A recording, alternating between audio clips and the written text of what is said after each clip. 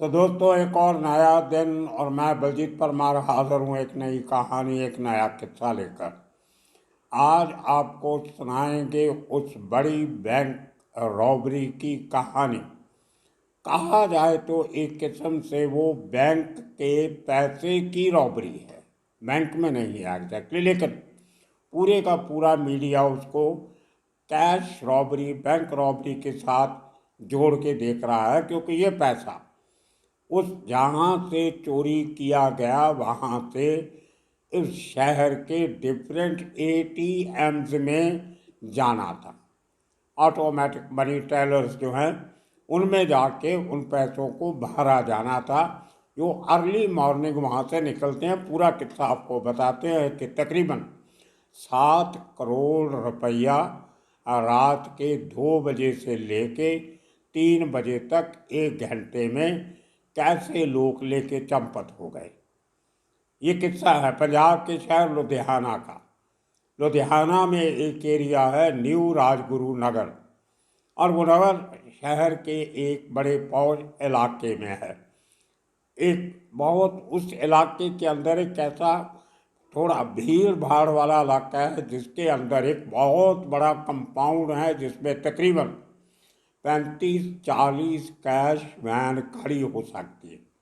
एक ऊंची दीवार वाला कंपाउंड, एक ऑटोमेटिक गेट जो इलेक्ट्रिकली ऑपरेट होता है, लेकिन उसी कंपाउंड का एक दरवाज़ा एक बहुत छोटे तंग रास्ते में जाके खुलता है, जो शायद स्टाफ के आने जाने के लिए एंट्री दी हुई है। लेकिन जो मेन गेट है बड़ा, वहाँ से जो बड़ी वैन्स हैं, जैसे टाटा के 407 ट्रक्स और दूसरे इस किस्म के बड़े सिक्योर बॉडी बना के, जिनके अंदर जीपीएस सिस्टम लगा होता है। कैश वैन कहाँ जाती है, कौन सा रूट लेती है, एक एक व्हीकल की जो मूवमेंट है वो शहर के अंदर मॉनिटर की जाती है इनके जीपीएस सिस्टम के साथ, इनके कंट्रोल रूम में लगी स्क्रीन्स के ऊपर। और जहाँ कहीं भी वैन का ड्राइवर एक डिफरेंट रूट लेता है तो एक सायरन अपने आप कंट्रोल रूम में बजता है कि ये गाड़ी ने अपना रूट बदल लिया है, कहीं खतरे की घंटी तो नहीं। अगर उन्होंने किसी कारण से रूट बदलना भी है, मसलन आगे एक बड़ा एक्सीडेंट हो गया, पुलिस ने रास्ता बंद करके रखा है, यहाँ से किसी को गुजरने नहीं दिया जा रहा, उस हालत में वो कैश वैन के चालक वो अपने कंट्रोल रूम से संपर्क साधते हैं कि इस जगह पे ये समस्या है, तो हम यहाँ से ये अल्टरनेटिव रूट कौन सा लें, आप हमें बताइए।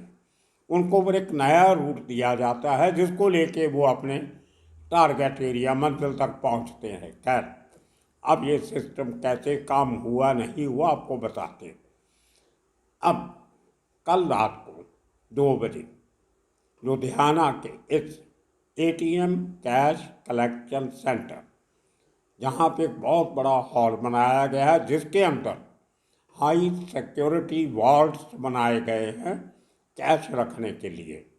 अब इस एजेंसी जिसका नाम CMS है, जिनकी बहुत आपने सड़कों में घूमती कैश वैन देखी होगी, जिनके पीछे CMC लिखा होता है, cash management services, CMS cash management services, उनकी ये पूरी हिंदुस्तान की नहीं, मेरा ख्याल इंटरनेशनल कंपनी है जिसकी एक ब्रांच भारत में भी चलती है डिफरेंट शहरों में। अब इतना लंबा चौड़ा अमला फैला है, और ये आज से नहीं, बहुत दशकों से ये कंपनी कैश की ट्रांसपोर्टेशन करती आ रही है।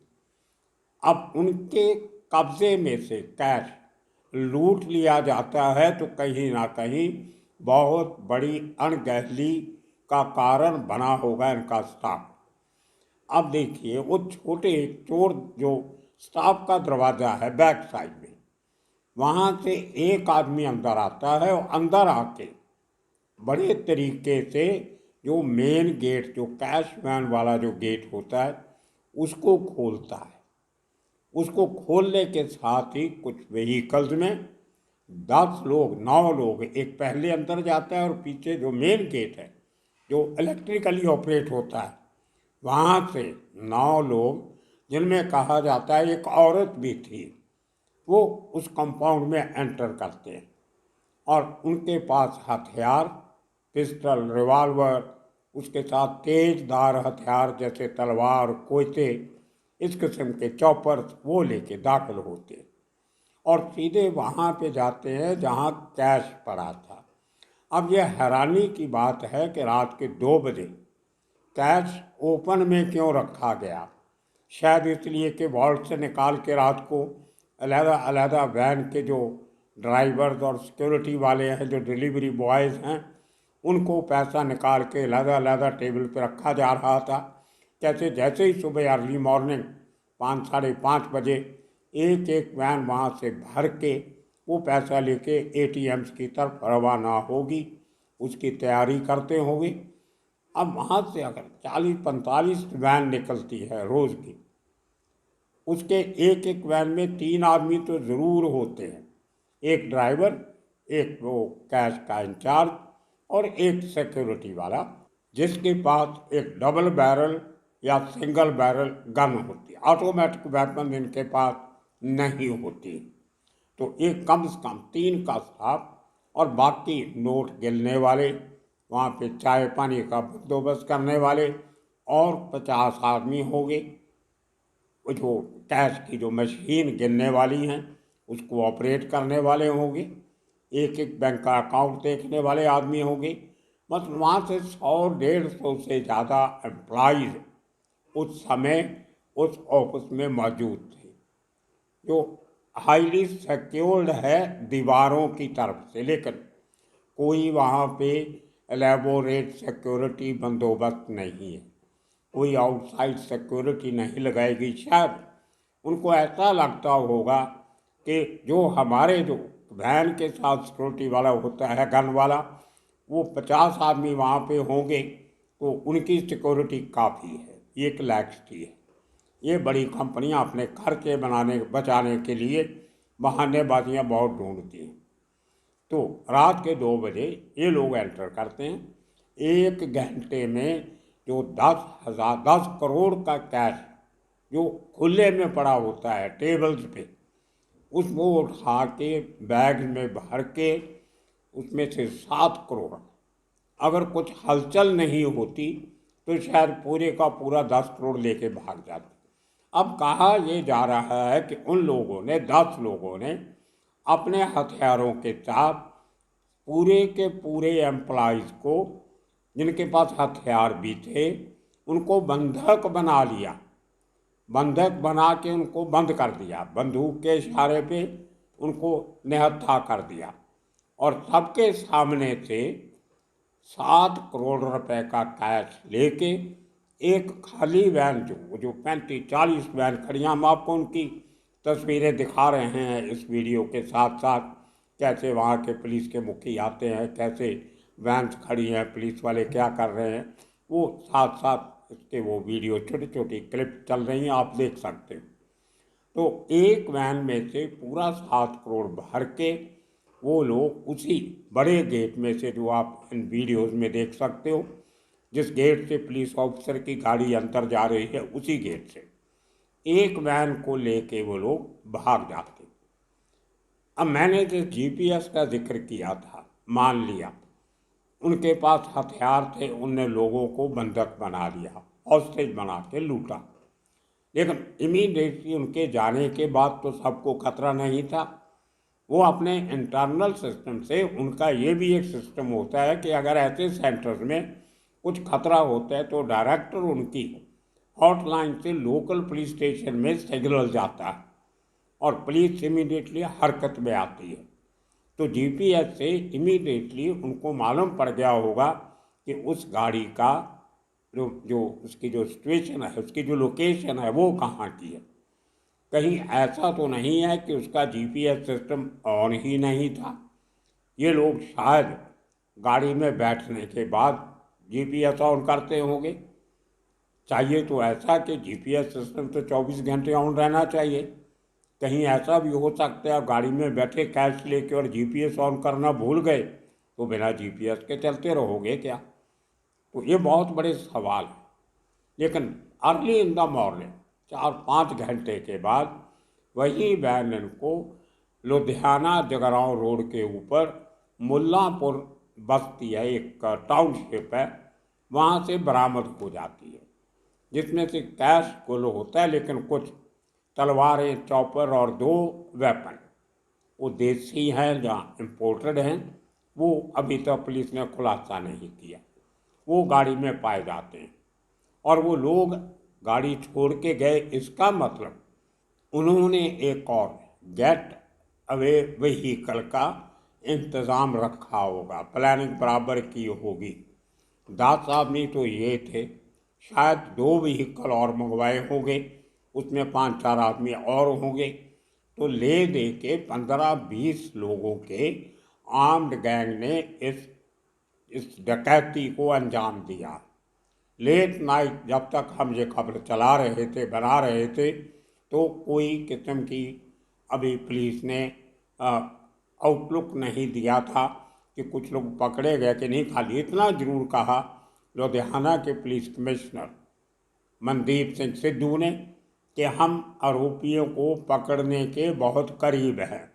ये तो एक स्टॉक रिप्लाई होती है, हर केस में पुलिस वाले ऐसे ही कहते हैं। और आपको बता दें कि पंजाब में आज तक की ये सबसे बड़ी रॉबरी है। इसके पहले 1987 में जिंदा जो एक टेरर आउटफिट के साथ जुड़ा हुआ था, लाभ सिंह सुखा सिपाही अलियास जनरल लाभ सिंह, उसके साथ जिंदा और साथियों ने मिलकर जो उस समय की खालिस्तान मूवमेंट के साथ जुड़े हुए थे, खालिस्तान कमांडो फोर्स के मेंबर कहते थे, उन लोगों ने लुधियाना में ही पंजाब नेशनल बैंक से 5,70,00,000 रुपए का डाका मारा था, पंजाब नेशनल बैंक की ब्रांच में से।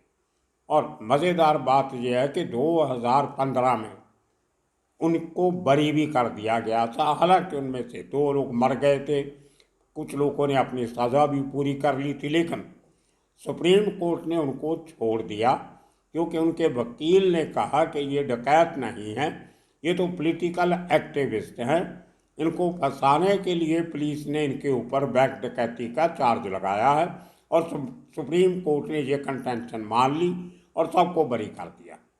उस ज़माने में सीसीटीवी कैमरा इतने नहीं थे, पहचान नहीं हुई, गवाह नहीं थे, बच गए। लेकिन आज सीसीटीवी कैमराज हैं। और इस केस में आपको बता दें कि जाते हुए उन बदमाशों ने जो सीसीटीवी फुटेज को रिकॉर्ड करने वाला यंत्र होता है, जिसको डीवीआर कहते हैं, डिजिटल वीडियो रिकॉर्डर, उसको भी चुरा के ले जाते हैं।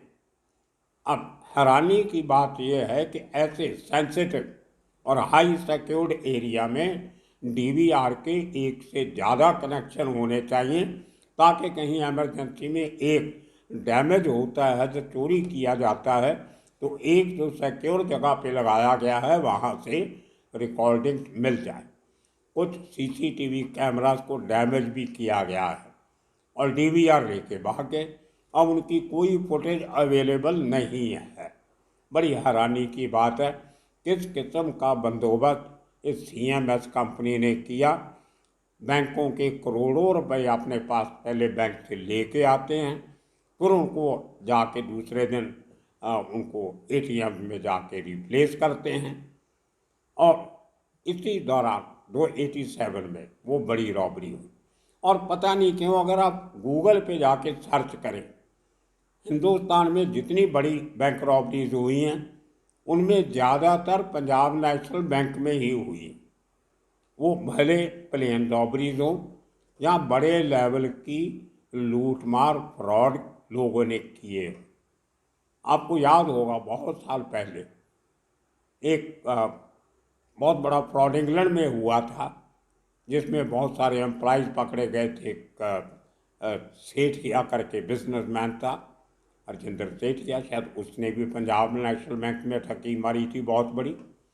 उसके बाद नोटबंदी के कुछ दिन पहले 2016 में एक रॉबरी चेन्नई में हुई थी, तमिलनाडु में।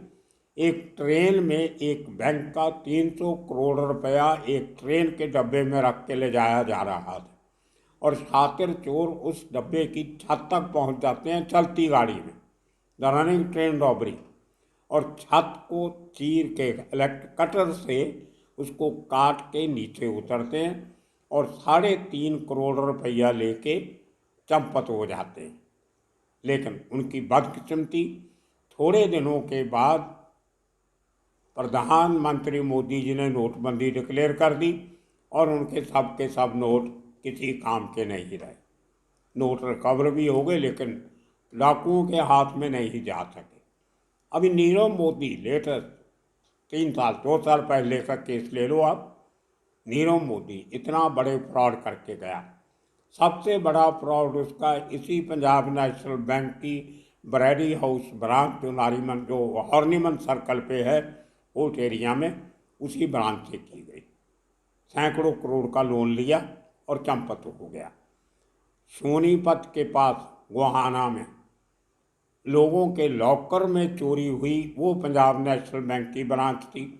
एक 120 गज लंबी फीट लंबी टनल बनाई गई थी दूसरी सड़क के नीचे से, और उसमें से कहा जाता है 100 करोड़ रुपए का सोना लोगों के लॉकर्स में से चोरी कर लिया गया। कितनी रिकवरी हुई आपको मालूम है। तो ये सब किस्से पंजाब नेशनल बैंक में ही क्यों होते। और दूसरी तरफ मैं एक आरबीआई की रिपोर्ट पढ़ रहा था, एटीएम में मैक्सिमम चोरी के, डकैती के, हेरा फेरियों के केसेस एक्सिस बैंक के नाम से लगे हुए हैं। तो ले दे के कहीं ना कहीं लैक्स सिक्योरिटी, अंदर के स्टाफ की मिली भुगत, ये इसके लिए जिम्मेदार होती है हमेशा दुनिया भर में। और इसमें भी आप देख लेना, जैसे ही ये लोग पकड़े जाएंगे, आज नहीं कल नहीं जब भी पकड़े जाएंगे, इसमें उस वहाँ पे काम करने वाले कम से कम 2 या 3 लोग जरूर होंगे, क्योंकि अंदर का वो रास्ता बताने वाले के यहाँ से स्टाफ जाता है, आप यहाँ से अंदर जा सकते हो, सीसीटीवी कैमरा कहाँ लगे हैं, डीवीआर कहाँ छुपा के लगाया गया है, ये सब जानकारियाँ अंदर के लोगों ने दी होंगी। कैश वैन की चाबियाँ कहाँ होती हैं, कौन सी चाबी कौन सी वैन की है, ये सब बातें उन डकैतों को नहीं पता हो सकती जो पहली बार उस कंपाउंड में आए थे। तो देखते आने वाले दिनों में पुलिस क्या काम करती है, कितने लोगों को पकड़ती है और कितना कैश बरामद होता है। इसके पहले कि वो जो गेट व्हीकल थे वो लेके पंजाब के बॉर्डर क्रॉस करके कहीं की कहीं और पहुंच जाएं, पैसा कहीं छिपा के रखता है जहाँ हवाला वालों के थ्रू पैसा बाहर भेज दे, तो बड़ा ग्रुप भी हो सकता है, इसके पीछे इन्वॉल्व हो सकता है। लेकिन इतने हथियार जितनी आसानी से क्रिमिनल्स को, डकैत को, गैंगस्टर्स को मिल जाते हैं ऑपरेट करने के लिए, उनका सोर्स ढूंढने में पुलिस अभी तक नाकाम रही है। पुलिसिंग लॉ एंड ऑर्डर की बहुत बड़ी समस्या पूरे देश में चल रही है, लेकिन पंजाब में कुछ ज़्यादा ही। तो दोस्तों, आने वाले दिनों में इसी किस्म के किस्से कहानियाँ लेके फिर हाजिर होंगे। तब तक के लिए आप सबका बहुत बहुत शुक्रिया, धन्यवाद।